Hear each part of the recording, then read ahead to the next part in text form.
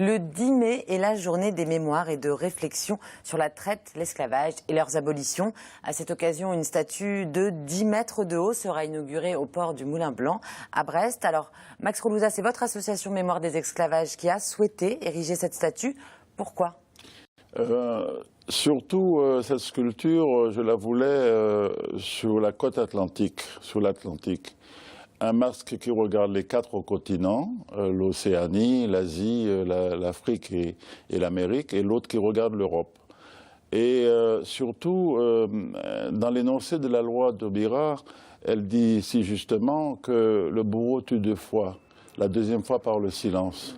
Et c'est ce travail de mémoire que nous avons entrepris avec l'association contre l'oubli. Il faut bien savoir que, pour moi, une commémoration n'est pas un enterrement, ni dans l'esprit de pardon, de repentance, de réparation.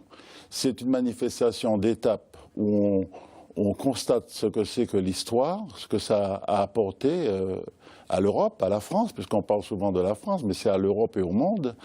Et en même temps, éviter que nous ayons des enfants troncs. Quand j'appelle des enfants troncs, c'est-à-dire des enfants sans racines et sans spiritualité. Et c'est ce travail que nous allons entreprendre dans le cadre de cette sculpture qui a été une gageure et qui est réalisée aujourd'hui. Elle parlera d'elle-même, parce que c'est 2 masques qui dansent en face à la mer.